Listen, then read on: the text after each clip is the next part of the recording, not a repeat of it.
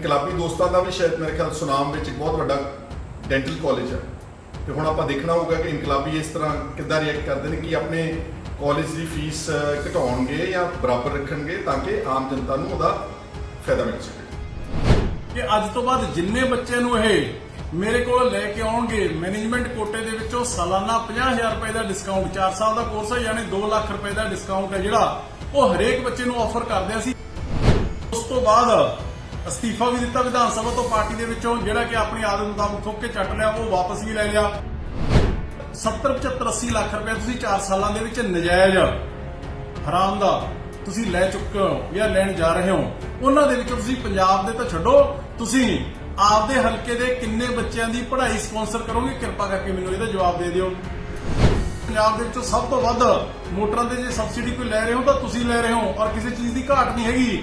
ਕਿੰਨੀਆਂ ਮੋਟਰਾਂ ਦੇ ਉੱਪਰ ਤੁਸੀਂ ਸਬਸਿਡੀ ਛੱਡੋਗੇ ਤਾਂ ਕਿ ਜਿਹੜੇ ਲੋੜਵੰਦ ਗਰੀਬ ਕਿਸਾਨ ਨੇ ਉਹਨਾਂ ਨੂੰ ਕਿਸੇ ਨੂੰ ਉਹ ਸਬਸਿਡੀ ਉਹ ਮਿਲ ਸਕੇ।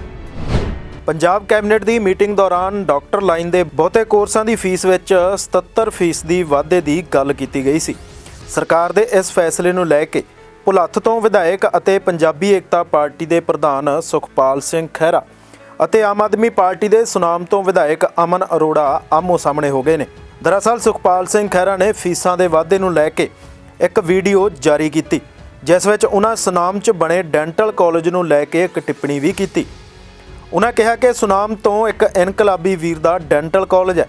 ਹੁਣ ਦੇਖਦੇ ਹਾਂ ਕਿ ਉਹ ਇਨਕਲਾਬੀ ਵੀ ਇਸ ਵਧੀ ਹੋਈ ਫੀਸ ਦਾ ਵਾਧਾ ਲਾਗੂ ਕਰਦਾ ਹੈ ਜਾਂ ਨਹੀਂ। 80% ਮੈਡੀਕਲ ਕਾਲਜ ਦੀ ਫੀਸ ਦੇ ਵਿੱਚ ਵਾਧਾ ਕੀਤਾ, ਇਹ ਬਹੁਤ ਨਿੰਦਣਯੋਗ ਹੈ, ਬੜਾ ਦੁਖਦਾਈ ਆ ਔਰ ਅਨਐਕਸੈਪਟੇਬਲ ਫੈਸਲਾ ਵਾ ਔਰ ਇਹ ਲੱਕ ਤੋੜਨ ਵਾਲਾ ਇੱਕ ਫੈਸਲਾ। ਔਰ ਇਸੇ ਕਰਕੇ ਸਾਡੇ ਜਿਹੜੇ ਬੱਚੇ ਨੇ ਪੰਜਾਬ ਦੇ ਉਹ ਸਾਰੇ ਵਿਦੇਸ਼ਾਂ ਵਿੱਚ ਭੱਜ ਰਹੇ ਨੇ। ਇਸ ਤਰ੍ਹਾਂ ਦੇ ਨਲਾਇਕ ਤੇ ਜਿਹੜੇ ਇਰੋਨੀਅਸ ਫੈਸਲੇ ਨੇ ਇਹ ਉਹਨਾਂ ਦੀ ਸਪੀਡ ਹੋਰ ਵਧਾਉਣਗੇ ਔਰ ਸਾਡਾ ਜਿਹੜਾ ਪਹਿਲਾਂ ਹੀ ਹਿਊਮਨ ਰਿਸੋਰਸ ਹੈ ਬਹੁਤ ਅੱਛਾ ਪੰਜਾਬ ਦਾ ਉਹ ਸਾਰਾ ਵੱਖ-ਵੱਖ ਦੇਸ਼ਾਂ ਵਿੱਚ ਆਲਰੇਡੀ ਜਾ ਚੁੱਕਾ। ਇਹ ਉਹਦੀ ਸਪੀਡ ਹੋਰ ਵਧਾਉਣਗੇ ਕਿ ਇੱਥੋਂ ਤੁਸੀਂ ਚਲੇ ਜਾਓ ਕਿਉਂਕਿ ਲੱਖਾਂ ਰੁਪਏ ਦੀ ਫੀਸ ਮੈਂ ਨਹੀਂ ਸਮਝਦਾ ਕਿ ਡਬਲ ਦ ਫੀਸ ਕੋਈ ਇੱਕਦਮ ਪੇਰੈਂਟਸ ਉੱਠ ਕੇ ਓਵਰਨਾਈਟ ਦੇ ਸਕਣਗੇ। ਥੋੜਾ ਜਿਹਾ ਹਾਸੇ ਵਾਲੀ ਗੱਲ ਵੀ ਆ, ਥੋੜੀ ਜਿਹੀ ਔਨ ਦ ਲਾਈਟਰ ਸਾਈਡ ਕਿ ਸਾਡੇ ਕੁਝ ਇਨਕਲਾਬੀ ਦੋਸਤ ਨੇ, ਇਨਕਲਾਬੀ ਦੋਸਤਾਂ ਦਾ ਵੀ ਸ਼ਾਇਦ ਮੇਰੇ ਖਿਆਲ ਸੁਨਾਮ ਵਿੱਚ ਇੱਕ ਬਹੁਤ ਵੱਡਾ ਡੈਂਟਲ ਕਾਲਜ ਹੈ ਤੇ ਹੁਣ ਆਪਾਂ ਦੇਖਣਾ ਹੋਊਗਾ ਕਿ ਇਨਕਲਾਬੀ ਇਸ ਤਰ੍ਹਾਂ ਕਿੱਦਾਂ ਰਿਐਕਟ ਕਰਦੇ ਨੇ ਕਿ ਆਪਣੇ ਕਾਲਜ ਦੀ ਫੀਸ ਘਟਾਉਣਗੇ ਜਾਂ ਬਰਾਬਰ ਰੱਖਣਗੇ ਤਾਂ ਕਿ ਆਮ ਜਨਤਾ ਨੂੰ ਉਹਦਾ ਫਾਇਦਾ ਮਿਲ ਸਕੇ। ਖਹਿਰਾ ਵੱਲੋਂ ਚੁੱਕੇ ਸਵਾਲ ਦੇ ਜਵਾਬ ਦੇਣ ਲਈ ਅਮਨ ਅਰੋੜਾ ਵੀ ਕੈਮਰੇ ਸਾਹਮਣੇ ਆ ਗਏ। ਅਰੋੜਾ ਆਪਣੇ ਬਿਆਨ ਵਿੱਚ ਕਹਿ ਰਹੇ ਨੇ ਕਿ ਉਹ ਬੜੇ ਪਿਆਰ ਅਤੇ ਸਤਿਕਾਰ ਸਹਿਤ ਇਸ ਸਵਾਲ ਦਾ ਜਵਾਬ ਦੇਣਗੇ। ਜਵਾਬ ਦੇਣ ਦੇ ਨਾਲ-ਨਾਲ ਉਹਨਾਂ ਖਹਿਰਾ ਵੱਲੋਂ ਬਿਜਲੀ ਦੀ ਲਈ ਜਾ ਰਹੀ ਸਬਸਿਡੀ ਦੀਆਂ ਪੋਲਾਂ ਵੀ ਖੋਲ੍ਹ ਛੱਡੀਆਂ। ਅਰੋੜਾ ਨੇ ਖਹਿਰਾ ਨੂੰ ਆਫਰ ਕੀਤਾ ਕਿ ਜੇਕਰ ਉਹ ਡੈਂਟਲ ਕਾਲਜ ਲਈ ਵਿਦਿਆਰਥੀ ਲੈ ਕੇ ਆਉਣਗੇ ਤਾਂ ਉਹ ਪ੍ਰਤੀ ਵਿਦਿਆਰਥੀ 1 ਸਾਲ ਦੀ ਲਗਭਗ 50,000 ਰੁਪਏ ਫੀਸ ਘੱਟ ਲੈਣਗੇ। ਪਰ ਨਾਲ ਹੀ ਅਰੋੜਾ ਨੇ ਖਹਿਰਾ ਸਾਹਮਣੇ ਚੁਣੌਤੀਪੂਰਨ ਸਵਾਲ ਵੀ ਖੜੇ ਕਰ ਦਿੱਤੇ। ਇਸੇ ਸਤਿਕਾਰਯੋਗ ਸਾਥੀ ਨੂੰ ਬੇਨਤੀ ਕਰੂੰਗਾ ਕਿ ਅੱਜ ਤੋਂ ਬਾਅਦ ਕਿਉਂਕਿ ਇਹਨਾਂ ਨੇ ਬਹੁਤ ਕੰਸਰਨ ਸ਼ੋ ਕੀਤਾ ਪੰਜਾਬ ਦੇ ਮੈਡੀਕਲ ਸਾਈਡ ਦੇ ਬੱਚਿਆਂ ਦੀ ਪੜ੍ਹਾਈ ਵਾਸਤੇ ਕਿ ਅੱਜ ਤੋਂ ਬਾਅਦ ਜਿੰਨੇ ਬੱਚੇ ਨੂੰ ਇਹ ਮੇਰੇ ਕੋਲ ਲੈ ਕੇ ਆਉਣਗੇ ਮੈਨੇਜਮੈਂਟ ਕੋਟੇ ਦੇ ਵਿੱਚੋਂ ਸਾਲਾਨਾ 50,000 ਰੁਪਏ ਦਾ ਡਿਸਕਾਊਂਟ 4 ਸਾਲ ਦਾ ਕੋਰਸ ਹੈ ਯਾਨੀ 2 ਲੱਖ ਰੁਪਏ ਦਾ ਡਿਸਕਾਊਂਟ ਹੈ ਜਿਹੜਾ ਉਹ ਹਰੇਕ ਬੱਚੇ ਨੂੰ ਆਫਰ ਕਰਦੇ ਅਸੀਂ ਜਿਹਨੂੰ ਨੂੰ ਇਹ ਮੇਰੇ ਕੋਲੇ ਲੈ ਕੇ ਆਉਣ ਕਿਉਂਕਿ ਮੈਂ ਚਾਹੁੰਦਾ ਕਿ ਪੰਜਾਬ ਦੇ ਬੱਚੇ ਨੇ ਜਿਹੜੇ ਉਹ ਪੜ੍ਹਨ ਉਹ ਇਹਨਾਂ ਵਰਗੇ ਨਾ ਰਹਿ ਜਾਣ।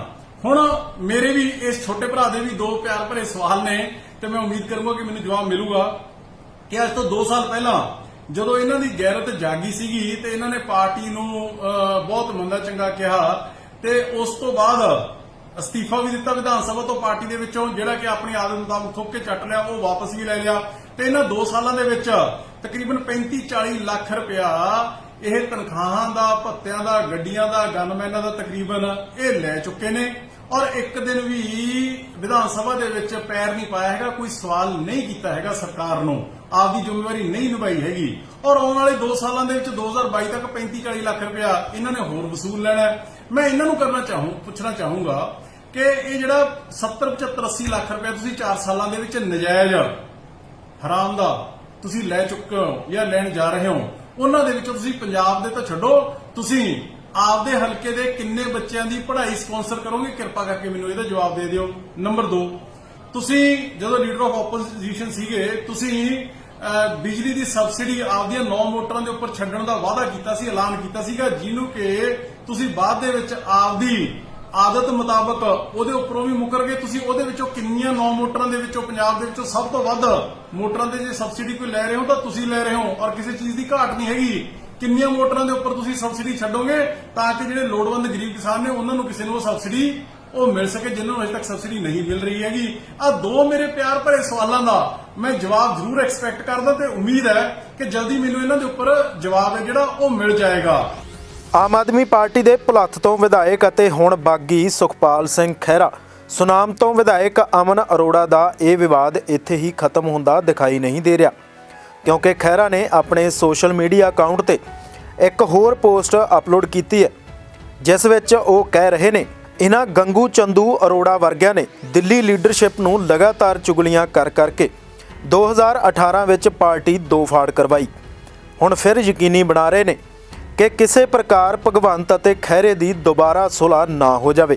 ਇਹ ਪੋਸਟ ਅਰੋੜਾ ਖਿਲਾਫ ਭੜਾਸ ਕੱਢਣ ਦੇ ਨਾਲ ਖਹਿਰਾ ਦੀ ਆਪ 'ਚ ਵਾਪਸੀ ਦੇ ਸੰਕੇਤ ਵੀ ਦੇ ਰਹੀ ਹੈ। ਪੁਰਾਣੀ ਰੰਜਿਸ਼ ਨੂੰ ਲੈ ਕੇ ਛਿੜੀ ਇਹ ਸ਼ਬਦੀ ਵਾਰ ਕਿਵੇਂ ਤੇ ਕਦੋਂ ਤੱਕ ਨਿਬੜਦੀ ਹੈ, ਇਹ ਦੇਖਣਾ ਦਿਲਚਸਪ ਰਹੇਗਾ। Bureau report, vision Punjab TV। For more news updates and entertainment videos, please subscribe our channel. For all latest notification, don't forget to press the bell icon.